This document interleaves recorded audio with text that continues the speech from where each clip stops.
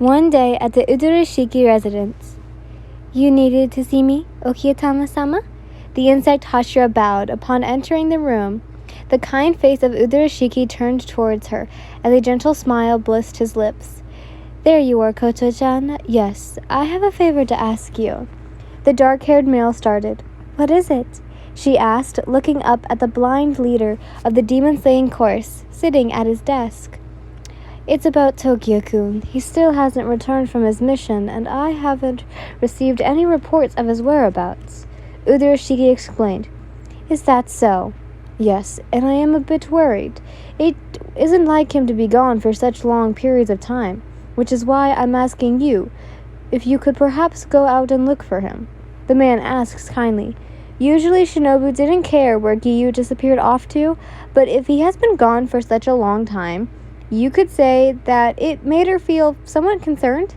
Then again, why me, Okiyama-sama? Couldn't you have sent someone else to go look for him? The dark and purple-haired girl asked sweetly, although Udurashiki couldn't see it, but he can clearly hear the smugness in the girl's soft tone as he gave an amused chuckle. I'm afraid everyone's busy at the moment, he says. Uzui-san has some important matters to tend to. Hinajin-san and Shinagawa are still out on a mission. I'd sent Kanroji out on a delivery with Obanite-kun to accompany her. Rengoku-san is out of town, and I always butcher Michiro's last name, or is it first name? I can't remember. Tokitu-kun is sick with a cold. Udurashiki exclaims, Shinobu was God-smacked. Never expected everyone to be so busy on the same day. What about Kamado-kun? The insect Hashira asked. She honestly didn't want to go look for Tokita, and Udurashiki wasn't a fool to know that as he sighed. Koto-chan, now you know very well that young Kamado-kun and the rest of the young ones are busy with their training. Oh yeah, that's right. How could I've ever forgotten? Shinobu thought sarcastically. I understand that you really don't want to do this, but I love each and every one of you like my own, and that I want to make sure that you're all safe and accounted for. So please, for me, go look for Tokita-kun. There was absolutely no saying no to Udurashiki-sama. The man was just too pure for his own good. He really is like the father looking out for his children that Shinobu couldn't help but sigh in defeat. Yes, Okitama-sama. Back to you.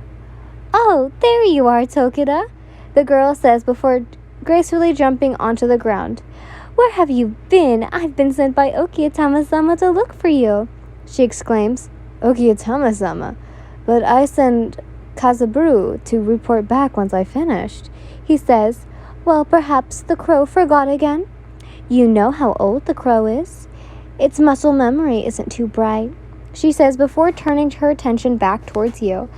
By the way, what are you doing with that demon? She questioned, pointing her blade at you.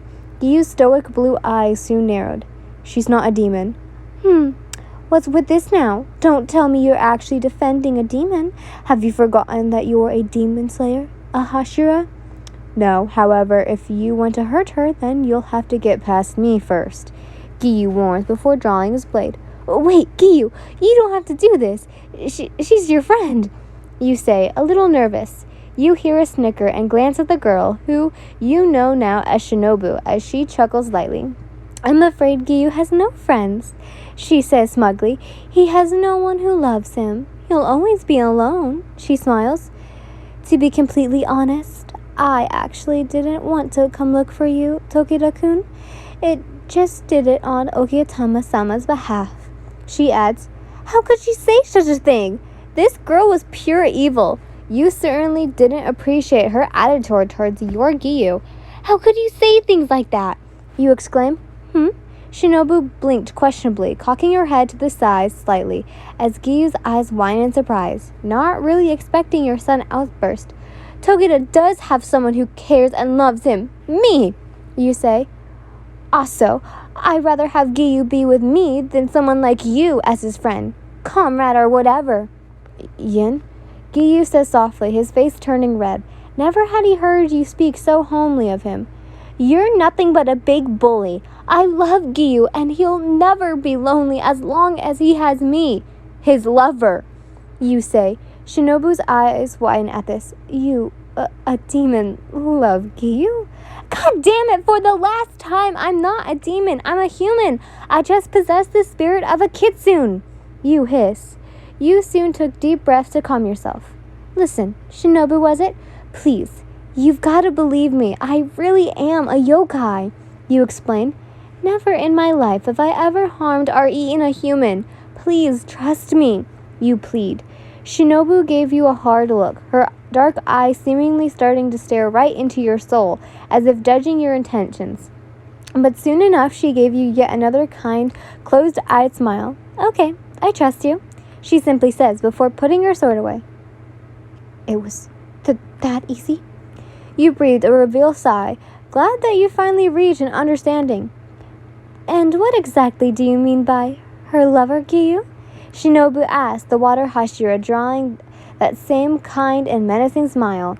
Giyuu sighed, deciding that it is best time to tell the insect Hashira the truth, although he knew this day would come, but wasn't expecting it to be so soon.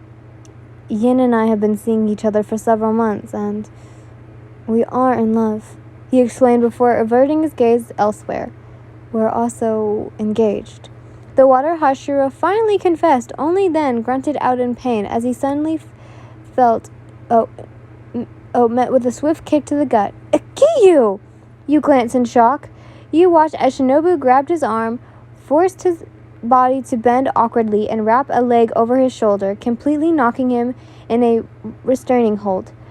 Really now, so that explains why you've been acting so strange and sneaking off every weekend, Shinobu hums. Why haven't you told anyone, Because it's like how you said no one cares about what I do during my free time, he exclaimed. You just stood there completely dumbfounded, watching the comical display of, friendship? You didn't know whether or not to interfere. Well, you could have told me, Shinobu says with her angry mark on her forehead. Haven't you already teased me enough? Besides, you're just jealous because I finally found someone to love. Ow! He groans. What was that, water boy? Shinobu warned. At the moment, you decided to interrupt their little reunion. Could you care to join us for lunch, Shinobu? You asked nervously as Shinobu turned your way. Why, yes, I would love to.